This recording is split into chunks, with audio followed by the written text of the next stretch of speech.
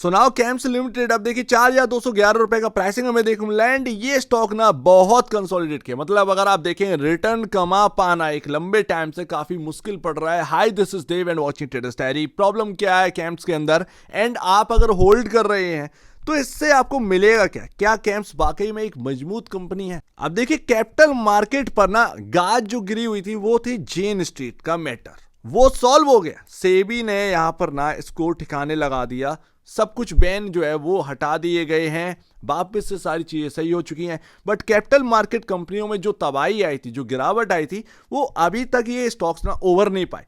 Even अगर आप देखेंगे तो यहां पर बट कैम्स का बिजनेस मॉडल बिल्कुल डिफरेंट है, ये म्यूचुअल फंड की तरफ है। आप देखेंगे तो जो जेन स्ट्रीट का मामला है वो एक्सचेंज हुआ या फिर बाकी कंपनियां जो है उनके ऊपर इंपैक्ट पड़ना था जो इक्विटी मार्केट से रिलेट करती हैं या फिर ऑप्शन से यहाँ पर ना काम करते हैं। बीएसई इंपैक्ट करता है भाई, एक्सचेंज है, वॉल्यूम की किल्लत है, तो वो स्टॉक्स ना टूटना चाहिए। कैम्स के ऊपर ना फालतू का इंपैक्ट आया, बट हाँ कैम्स अपने आप में अपना सुधर गया, ये एक अच्छी बात की। बट कैपिटल मार्केट के अंदर सब आ जाते हैं तो वो सब डुबकी लगा के सीडीएसएल, कैम्स और वगैरह वगैरह। खैर अब सब कुछ ठीक है, बट फिर भी अगर आप देखेंगे तो एक लंबे टाइम से ना तो ऑल टाइम हाई की बात करी गई है कि भाई कैपिटल मार्केट के अंदर जो कंपनियां हैं उन्होंने ऑल टाइम हाई लगाया हो, तो ये भाई साहब बिल्कुल नहीं लगाए। इवन यहाँ पर ना ये स्टॉक बढ़ नहीं पा रहा है, 4,300 के ऊपर निकलते ही पता नहीं इसका यहाँ पर ना ग्लूकोज खत्म हो जाता है, ये स्टॉक टूटने लगता है। तो अभी जो चल रहा है वो इससे आप कुछ समझिए, ये आपके सामने एक चैनल चल रहा है, ये आपके सामने यहाँ पर ना ट्रेंड लाइन। अब ध्यान रखिएगा यहां पर ना आपको समझना है, चाहो तो यहां पर ना 1 डे कैंडल स्टिक चार्ट पर ये बना लीजिए, ज्यादा बेहतर है। आप अपने चार्ट पर बना लोगे, स्टडी करिए, बहुत अच्छा है, यहां पर ना आपको जो है रिजल्ट देखने को मिलेंगे। अभी अगर आप देखोगे तो यहां पर है क्या भाई, ये स्टॉक है 4,300 रुपए, इसको क्रॉस नहीं कर पा रहा है। दूसरी बात यहां पर ना काफी इंपॉर्टेंट, ये जो ट्रेंड लाइन है इसका काफी इंपॉर्टेंट लेवल बनता है 4,050, राइट, राउंड फिगर में 4,000 मान लीजिए, ये 4,050, ये 4,000, वैसे तो 4,050 ही इंपॉर्टेंट है, but 4,000 because of psychological level हो जाता है तो उसको भी आप इंपॉर्टेंस देंगे। 4,050 रुपए ये काफी इंपॉर्टेंट रहेगा एंड वहीं से आप देखेंगे तो ये घूमा भी है। दूसरी बात, अगर यहां पर ये 4,300 को क्रॉस कर देता है तो ही यहां पर ना कुछ बात बनेगी, अदरवाइज सब कुछ ऐसा ही है। एक टाइम हो चुका है, मतलब अगर आप देखेंगे जून से लेकर अभी तक इसने 4,300 का प्राइस जो है वो तोड़ा ही नहीं है, तोड़ा ही नहीं है। हम लोग कब कवर करे थे, हम आज कवर कर रहे हैं। ये देखिए आप 4,300 के आसपास आते ही सेलिंग आ जाती है, तो ये 4,300 जब तक क्रॉस नहीं करेगा ना तब तक यहां पर दम नहीं आएगी। अभी अगर आप देखोगे तो क्या चल रहा है, अभी हमें जो देखने को मिल रहा है वो आराम से 4,230 के अराउंड से सेलिंग देखने को मिल रही है, ठीक है। ये ट्रेंड लाइन का लेवल भी है, बिकॉज ऑफ क्योंकि ये जो ट्रेंड लाइन चल रही है जिससे आप बार बार सपोर्ट लिए हैं, ये आप देखिएगा इसका यहां पर ना क्रॉस होना जरूरी है। जब तक क्रॉस नहीं होगा तब तक यहां पर ना वापस से चैनल में वापसी नहीं होगी, ठीक है, चैनल में वापसी करना है। तो वो अब यहां पर ना काफी इंपॉर्टेंट रहेगा, नीचे में 4,000 और 4,050 ये आपको सपोर्ट करेगा। ये अभी 4,230 240 आप मान के चलिएगा, ये आपका एक रेजिस्टेंस की तरह फेस कर रहा है। बट जिस भी टाइम ना ये स्टॉक 4,300 निकाल देगा, इसके ऊपर टिकेगा, दमखम इस स्टॉक के अंदर तभी आएगा। इस बात को आप समझ लीजिए। बाकी रही फंडामेंटल की बात, क्या ये स्टॉक स्ट्रांग है, बट इसको नोट कर लो भाई, 4,300 जब तक नहीं निकालता है तब तक दम नहीं आएगा। 4,300 जब निकालेगा इसके ऊपर क्लोजिंग होगी, 2 से 3 दिन कम से कम ऑब्जर्वेशन करिएगा इसका। तो यहां पर ना जब आप देखेंगे 4,300 के ऊपर ही सबसे बड़ा रेजिस्टेंस आएगा, वो 4,800 पर। ये मैं आपको शो नहीं कर पा रहा हूं, बट 4,800 ये सबसे बड़ा रेजिस्टेंस यहां पर फेस करेगा अभी।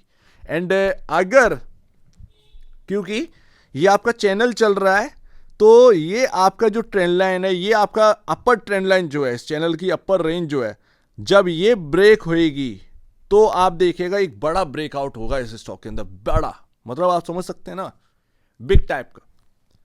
अब उसमें क्या प्राइसिंग नजर आएगी वो मत पूछे कि 3-4 महीने में क्या टारगेट होगा या 1 साल बाद क्या टारगेट होगा, क्योंकि वो चार्ट अपने आप बनेगा डे बाय डे। मैं थोड़ी बना रहा हूं उसको चार्ट को, आप चार्ट को बनते देखेंगे, आप उससे समझ सकते हैं, बट आप चार्ट नहीं बना सकते। सिंपल सी बात, आप इस बात को समझिए। अब बॉस मैं आपको बताता हूं कि क्या इसको होल्ड करना चाहिए या नहीं करना चाहिए। देखिए मैं आपके सामने रीजंस रखता हूं, बट आपको होल्ड करना है या नहीं करना है ये आपके ऊपर डिपेंड करता है। शेयर होल्डिंग पैटर्न आ गया जून का, तो यहां पर आप देखेंगे DIS 17.31% पहुंच गया, हालांकि FIs यहां पर घटे हैं, 55 से 52% पहुंच गए हैं। पब्लिक का देखें तो यहां पर पब्लिक बढ़े हैं, 28.30% से 30.69% पर पहुंच गए हैं। ये आपके सामने शेयर होल्डर्स हैं। चलो ये यहां पर ना कैंप्स पर क्यों बिलीव है, देखिए मोस्टली जो लोग यहाँ पर ना एकदम से एंटर करे, वो जो CDSL के अंदर एक तेजी चल रही थी, ये उसकी वजह से कि भाई कैपिटल मार्केट के अंदर स्टॉक्स दौड़ रहे हैं, तो कैम्स अभी तक नहीं दौड़ा, जैसा कि हम लोगों ने उस वक्त बात करी थी, राइट, कि कैम्स नहीं दौड़ा तो कैम्स में भी दमखम है, शायद ये स्टॉक भी चलने के लिए बैठा हो, बट वो चला नहीं, 4300 तोड़ा ही नहीं उसने। पता नहीं उसको लगता है भनक लग गई कि लोग मेरे इंतजार कर रहे हैं चलने के लिए, मैं चलूंगा नहीं तो ये ऐसा कुछ रहा होगा। CDSL चला तो कैपिटल मार्केट स्टॉक सब चल रहे थे, तो इसके अंदर भी एंट्री करेगी, बट लॉन्गर टर्म अगर आप देखेंगे तो ये स्टॉक वाकई में काफ़ी अच्छा है, बिकॉज ऑफ म्यूचुअल फंड की तरफ इनका टिकर है। ठीक है, इनका कामकाज जो है वो म्यूचुअल फंड की तरफ मोस्टली यहाँ पर है, and mutual fund day by day आप देखेंगे ये इंक्रीज ही करेगा। तो ये जो म्यूचुअल फंड में जो बढ़ोतरी आएगी, अभी क्या है कि आपका यहाँ पर ना कंसोलिडेट चल रहा है, लोग जितना पैसा बनाएंगे मार्केट के अंदर, नहीं बात कर रहा हूँ अपने बिजनेस से, अपना जो भी जॉब वॉब कर रहे हैं, वो मोस्टली यहाँ पर ना बहुत सारे लोग प्रेफर करते हैं म्यूचुअल फंड की तरफ। तो वो म्यूचुअल फंड का यहाँ पर बिजनेस जितने बढ़ेंगे, कैम्स जैसी कंपनियों को ज़्यादा बेनिफिट मिलेगा। तो इस बात को आप समझिए, म्यूचुअल फंड आपका यहाँ पर ना मेन आप कह सकते हैं कैरेक्टर है, और वो जितना इंक्रीज करेगा वो कैम्स जैसी कंपनी को बेनिफिट मिलेगा, और आगे भविष्य म्यूचुअल फंड का सीधी सी बात है, क्योंकि इक्विटी मार्केट हम जानते हैं वो एक तरफ ना, अगर आप US की तरफ देखोगे तो US के अंदर वो बिग फंड्स का ही यहाँ पर ना जोरदार असर है। तो यहाँ पर ना आप ये मान के चलिए कि लोग पैसे कमाएंगे तो वो म्यूचुअल फंड की तरफ ही लाएंगे, मोस्टली यहाँ पर ना सेफली यहाँ पर ना प्ले करने की कोशिश करते हैं, एंड उस हिसाब से आप देखेंगे कि जो म्यूचुअल फंड वाले स्टॉक्स हैं उनको ही बेनिफिट मिलेगा। बाकी मैं एक बात तो करेक्ट कर दूं, देखिए डुओपोली है, ठीक है ना, डुओपोली है इस मार्केट के अंदर। आपका के फिनटेक वो भी यहाँ पर लिस्टेड है, वो भी म्यूचुअल फंड एंड वगैरह वगैरह काम कर रहे हैं, कैम्स भी काम कर रहा है, तो वो डुओपोली है अभी मार्केट के अंदर। अगर मोनोपोली होती तो आप कह सकते हैं कि इसको और ज़्यादा वैल्यू मिलने चाहिए, डुओपोली है तो उस हिसाब से अगर आप देखेंगे जो सेल्स का नंबर है आपका पूरे साल का 1334 करोड़ का सेल्स का नंबर है, बट वैल्यूएशन जो है वो आपका सेल्स के नंबर्स पर डिपेंड नहीं करती है, आपका प्रॉफिट का नंबर। भाई आपका प्रॉफिट का नंबर क्या है ये बताइए। साल में पूरा कटवा कर यहाँ पर ना 441 करोड़ रुपए का यहाँ पर ना प्रॉफिट करती है ये कंपनी। अब ये 441 करोड़ का जो प्रॉफिट है, ये 20,000 करोड़ का जो मार्केट कैप है, ये एक ना सही बताता है कि कैम्स का जो मार्केट कैप और जो नेट प्रॉफिट का नंबर है, जो वैल्यू है कंपनी की, वो ठीक ठाक है बॉस। आप यहां से ये नहीं कह सकते कि कैम्स जो है 1 लाख करोड़ का मार्केट कैप यहाँ पर कंपनी हासिल कर ले, या मतलब आप एक्स्ट्रा ऑर्डिनरी बिलीव नहीं कर सकते। मोनोपोली होती तो आप कह सकते थे कि अरे यार ये स्टॉक ना अभी आप देखना कि कैसे 3 गुना हो जाता, वो 3 गुना हो भी जाता अगर मोनोपोली होती। अगर आपका बहुत ही यूनिक सारी चीज़ें होती, मोनोपोली है बिजनेस के अंदर, वो सारी चीज़ें तो है नहीं है, डुओपोली है बॉस, आपका कॉम्पिटिटर है, तो वो मार्जिन और वगैरह वगैरह ये सारी चीज़ें चलती रहती हैं, तो आपको एक्स्ट्रा ऑर्डिनरी वैल्यू नहीं मिल पाएगी मार्केट के अंदर, ये आप मान के चलिएगा। तो जो अभी करंट में जो वैल्यूएशन है वो ठीक ठाक वैल्यू है कैम्स के पास, बट लॉन्ग टर्म का सोचिए, ज्यादा बेहतर है लॉन्ग टर्म का सोचिए। अब मैं कहता हूं एक बात एंड लास्ट, मान लो ये 20,000 करोड़ का मार्केट कैप है, तो क्या तुमको ना ये 2,000 करोड़ के मार्केट कैप पर चाहिए? नहीं मिलेगी यार, ऐसे मार्केट कैप पर ये कंपनी नहीं मिलेगी, ऐसी वैल्यूएशन पर कंपनी। जब तक ऐसा थोड़ी है कि बिजनेस पर कुछ बात आ गई, हाय बाप रे अब तो बिजनेस यहाँ पर तबाह होने वाला है, ये अब बचेंगे ही नहीं, तो वो सीधी सी बात है 4,200 वाला यहाँ पर ना जो स्टॉक है, कोई भी कंपनी हो, उसका भाव जो है वो एकदम से गिर जाएगा, तो वो तो होना है ही नहीं। ठीक है, तो वही मैं आपको बता रहा हूँ कि ज़्यादा से ज़्यादा जो 20,000 करोड़ का मार्केट कैप है, आगे कुछ बात आती है यहाँ पर ना मार्केट के अंदर, क्योंकि बिजनेस पर नहीं आएगी, मोस्टली मार्केट के ऊपर बात आएगी। मार्केट के ऊपर कुछ बात आती है, गिरते हैं स्टॉक्स, तो ज़्यादा से ज़्यादा करेक्शन कितना हो जाएगा 20-30% का, इससे ज़्यादा तो होना नहीं है। तो वही मैं आपको बता रहा हूँ कि ऐसे स्टॉक्स ना जब बहुत करेक्ट पर मिल रहे हो, करेक्शन पर, ये बाय करने लायक हो जाते हैं, ये आगे होल्ड करने लायक हो जाते हैं, ठीक है ना। ये धीरे धीरे चलने वाले स्टॉक हैं कि धीरे धीरे स्लो रनर हैं ये, मतलब चलते जाएंगे, आपको बनाकर देते जाएंगे, ये ऐसे स्टॉक्स हैं।